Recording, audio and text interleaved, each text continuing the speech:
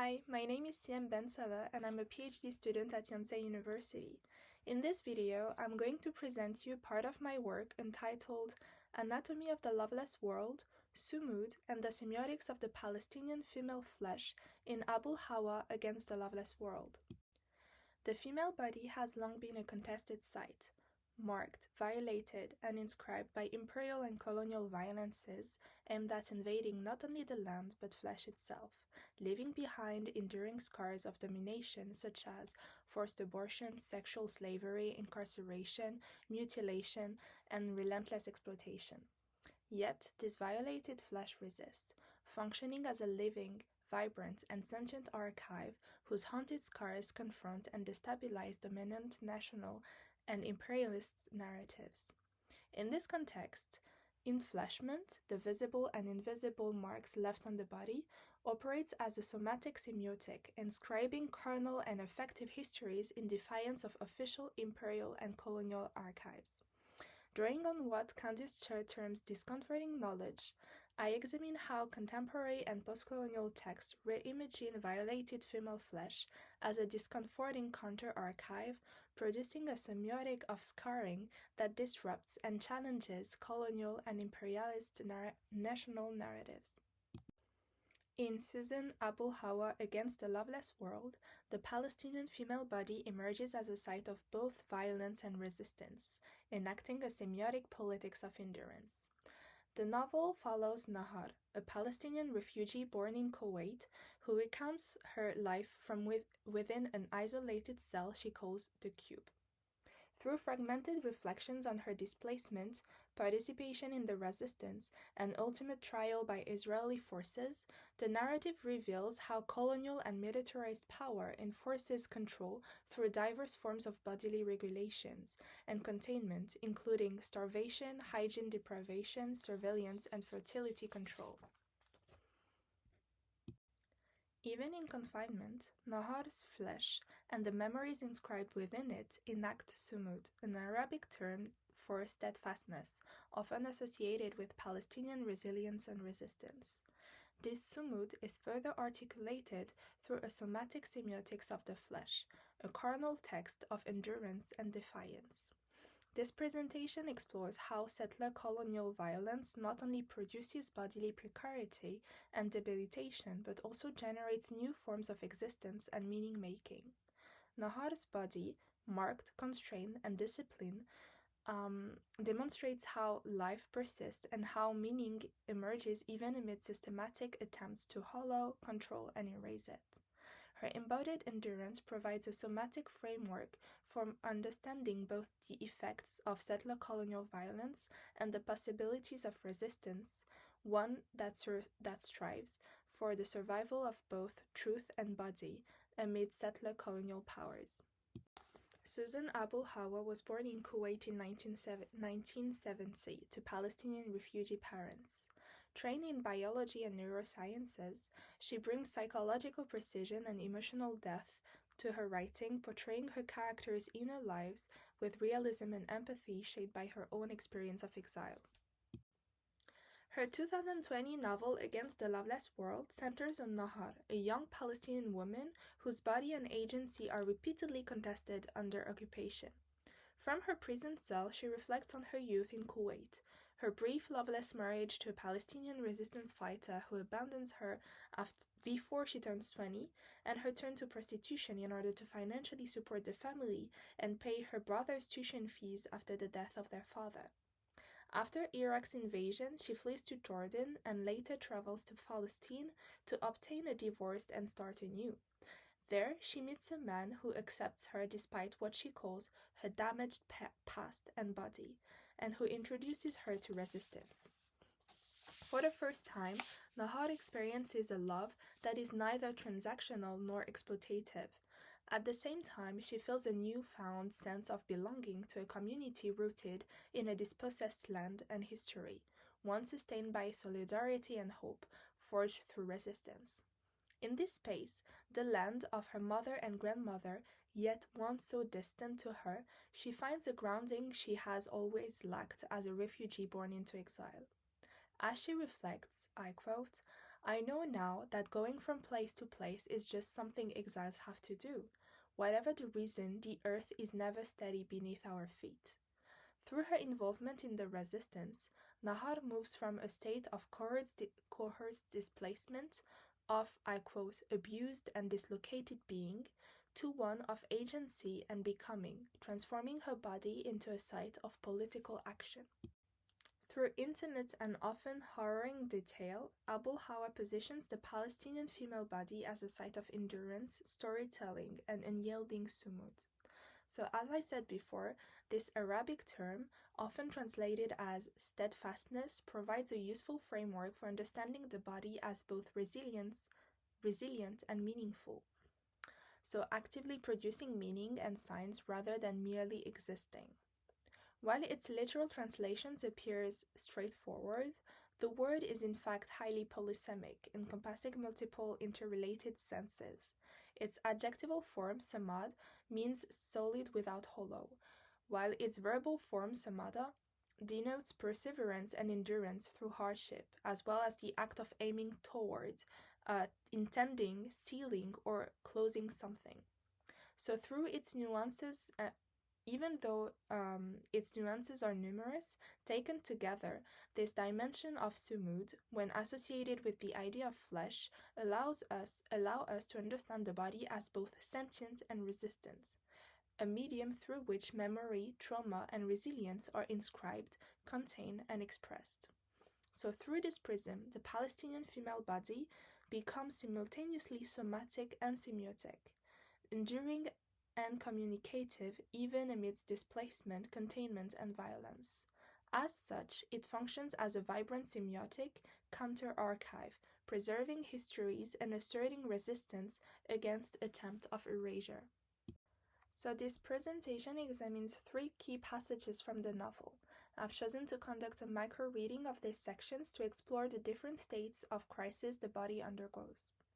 I believe it is important to unpack the layers of biopolitical invasion of the body, especially in today's context, and to consider how fiction provides insight not only into attempts to debilitate and destroy the body, but also into how, from this very state of crisis, new modes of existence, persistence, and embodied counter-narrative can emerge. I will begin with the opening of the book, focusing on Nahar's reflection in the cube where technological containment intersects with her bodily resistance. I will then turn to her capture by Israeli forces as the wife of a resistant fighter. Finally, I will conclude with her courtroom trial, where she transformed her body into a site of defiance, I quote, colonizing the colonizer's space of power. So taken together, these passages illustrate how the Palestinian body, displaced, invaded, and contained, can transform its very flesh into a semiotic counter-archive, enacting resistance through Ṣumūd. So I'm going to read the first passage. I live in the cube. I write on its glossy gray cinder block walls however I can, with my nails before, with pencils now that the guards bring me some supplies.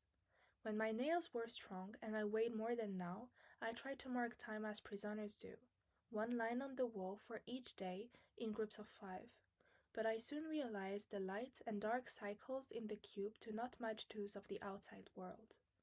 It was a relief to know, because keeping up with life beyond the cube had begun to weigh on me.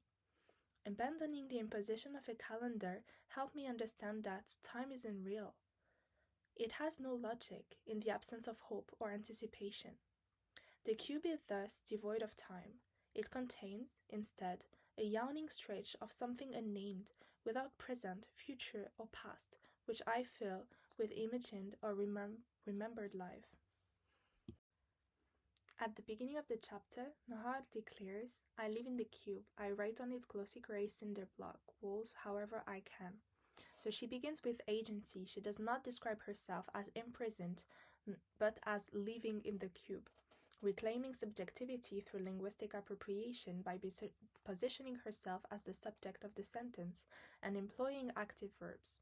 Here, the cube, a space designed for containment, becomes a site of semiotic sovereignty. Her body and the walls intersect, nails, pencils, and hands transform into instruments of fleshy writing, turning material surfaces into living archive. In another passage, Nahal writes directly on the walls of the cube using her own body. I quote, "In menstrual blood I wrote, 'Long live Saddam Hussein,' and in feces, 'Israel is shit.'" The declaration, "Long live Saddam Hussein," must be understood in the context of the book. While Saddam Hussein's invasion in Kuwait devastated the country, it paradoxically spared Nahal from sexual violence by the Saudi military, highlighting how her survival and bodily autonomy as both a woman and a colonized subject have always been shaped by broader militarized forces. So from a somatic semiotic perspective, using bodily fluids as ink enacts Ṣumūd. In a context of total dispossession, the abject body becomes a site of expressive and resistant power. Drawing on Judith Butler, "The abject," I quote, "bodily fluids, excrement, and other socially rejected matter is typically regulated, hidden, or erased." By using the abject waste of her own body, Nahal transforms what is socially repudiated into legible meaning, rendered her thoughts and interiority visible even under extreme containment. Silenced and forbidden from communicating with others, she turns her body into a medium of expression, writing on the walls and using constant CCTV surveillance to her advantage to ensure her message is seen. Though she insists on a translator when questioned, refusing to linguistically accommodate her colonizers, she deliberately writes in English so that her message will be understood. So each mark she leaves on the walls is at once personal, political, and material, transforming the site of incarceration into a living, fleshy archive that challenges the authority seeking to contain and silence her. In this way, abjection becomes a deliberate form of empowerment. Her body becomes text, and her act of defiance extends her corporeality, turning her flesh into a visible semiotic instrument of enduring resistance. The cube's control over Nahar extends beyond physical confinement to what Jasbir describes as the regulation of vitality, providing the bare minimum requisite for life that can be withheld at any moment. Nahal is fed just enough to survive, but not enough to thrive. This deliberate starvation enacts debilitation, leaving her body weak, sapping her energy, and constraining her capacity for action, including writing. As Jasbir notes, such debilitation targets resistance itself, producing bodies that exist in a liminal state, neither dead nor fully alive, controlled, yet never fully collapsed. Debilitation profoundly reshapes Nahal's experience of time. Early in her confinement, her body still marks temporality through menstrual cycles, hunger, and fatigue, linking somatic experience to the passage of time. But as starvation, isolation, and harsh treatment persist, these markers collapse. Her menstrual cycle ceases, physical rhythms are disrupted, and temporal continuity dissolves. Days, weeks, and months blur into an indistinguishable present. In the cube, the body produces a coercive, pathologized version of creep time. Deliberately debilitated flesh can no longer anchor her in a linear temporality, severing her from histories of the self, cycles of fertility, and rhythms of life outside captivity. This cessation of her menstrual cycles also mirrors the symbolic infertility imposed under occupation. Just as the land is overexploited, surveilled, and constrained, so too is her body, rendered incapable of sustaining life, agency, and continuity. Her flesh becomes a site in which temporality is suspended, embodying the broader political project of erasure and control through the derealization and sustainment of bare life. In this context, bare life is politically produced and instrumentalized to use her body as testimony against her, employing the trope of the uncivilized barbarian to justify her containment.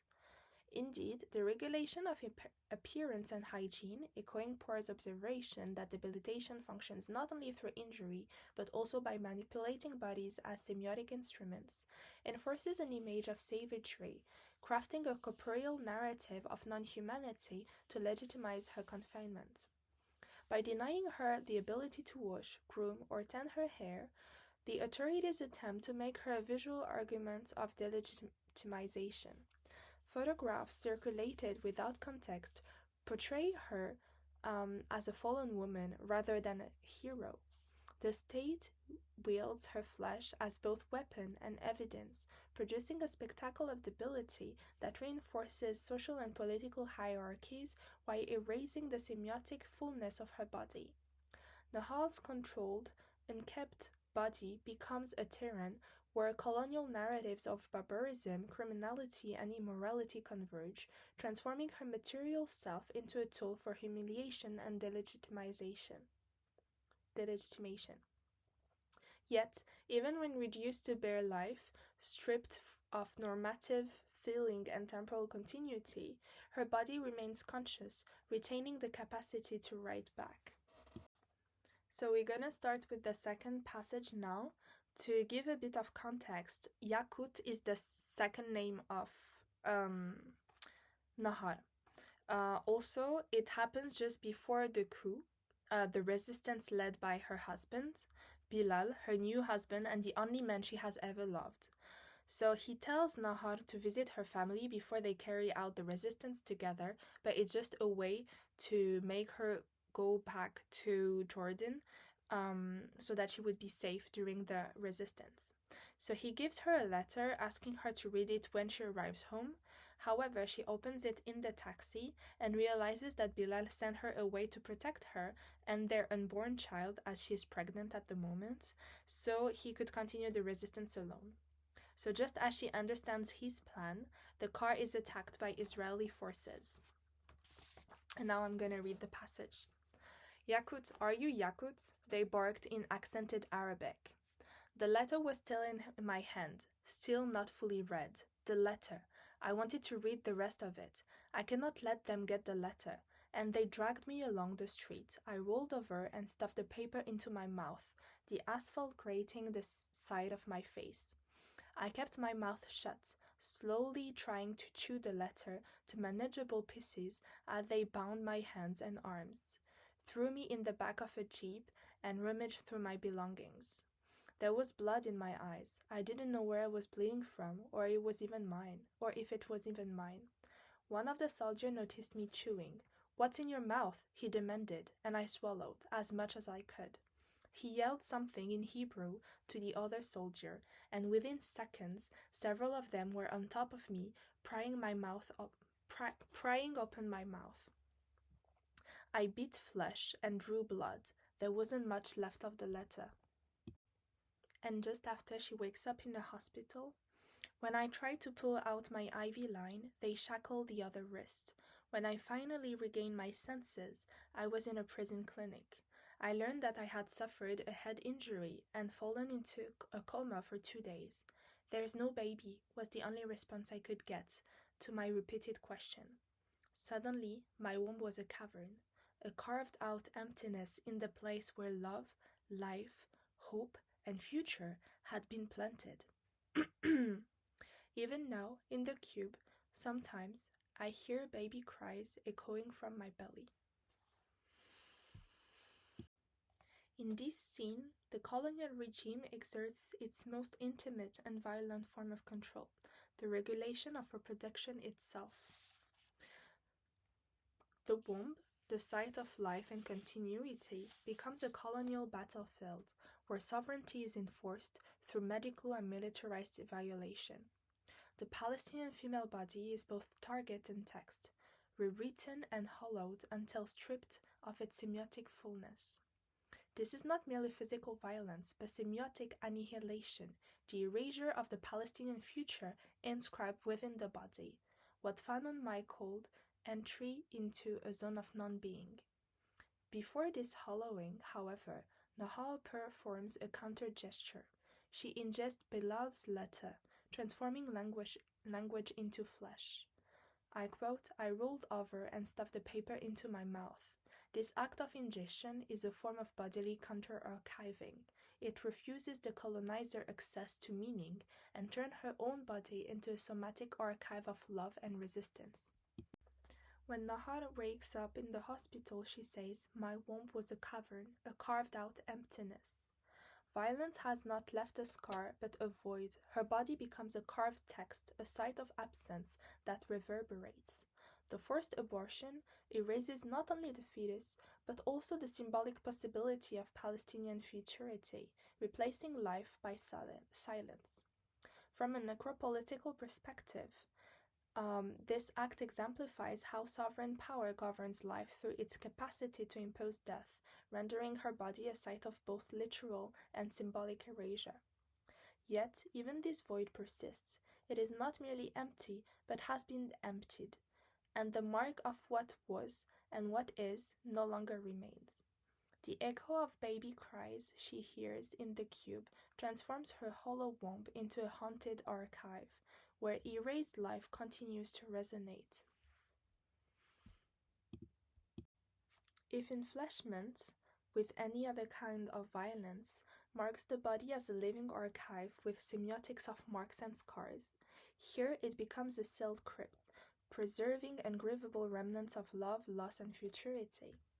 Within this sealing lies the endurance of Ṣumūd. The body closes upon its wound, not in resignation, but in defiance.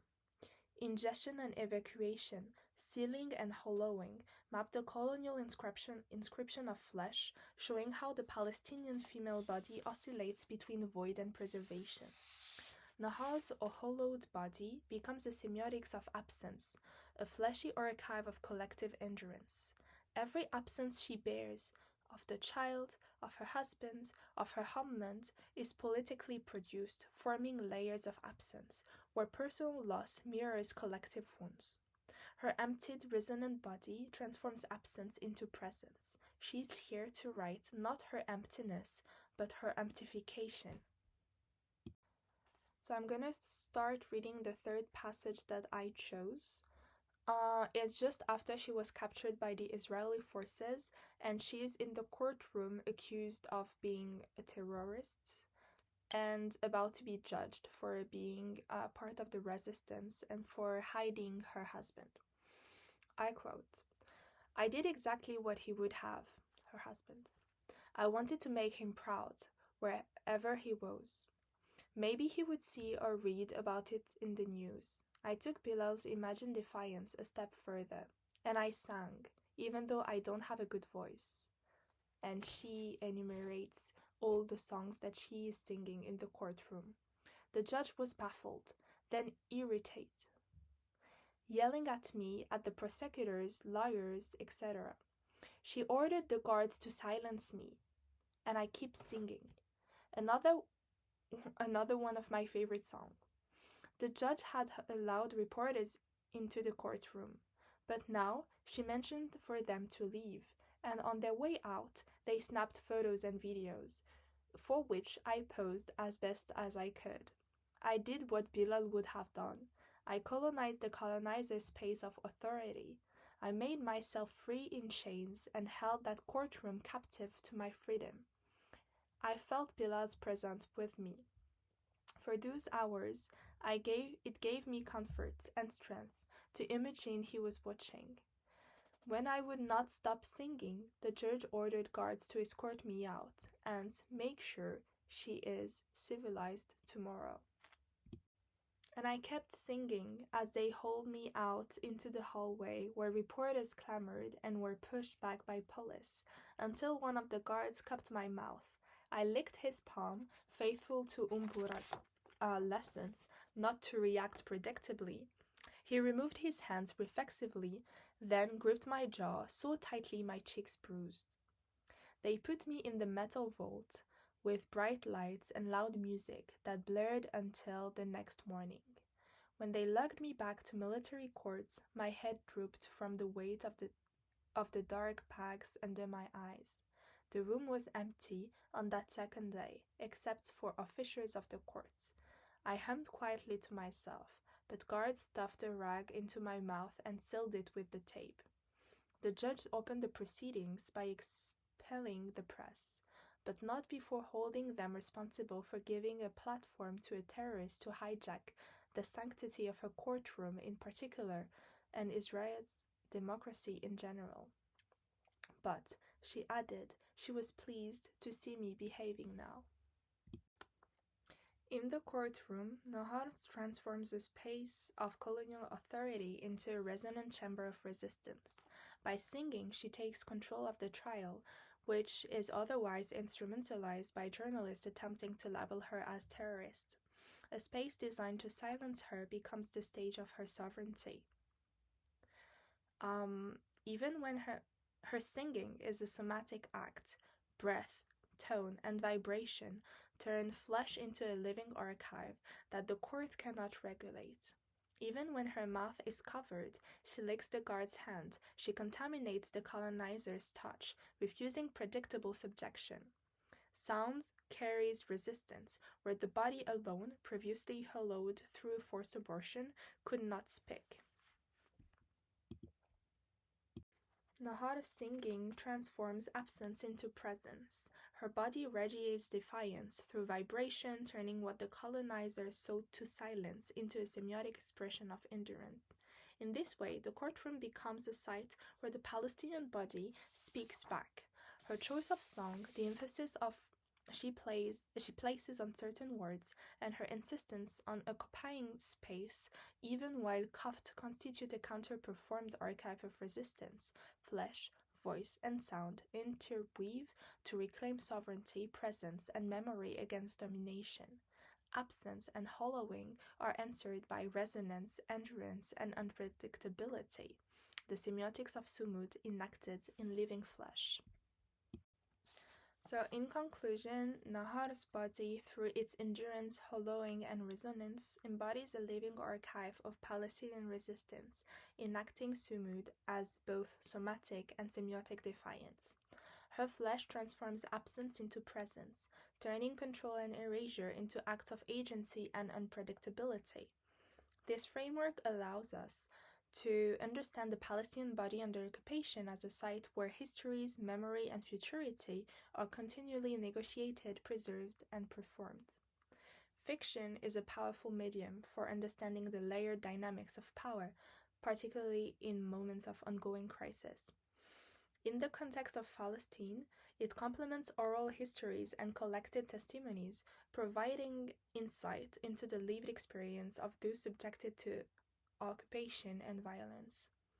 While traditional press and media are often instrumentalized or constrained by power, we are witnessing the rise of the younger generation who take to the field, documenting events in real time and sharing them through personal social medias and platforms.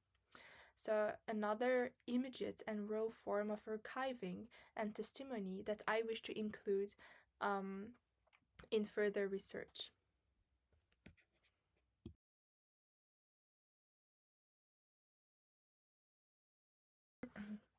So this is part of my research on female flesh as counter-archive. Thank you very much for listening to my presentation.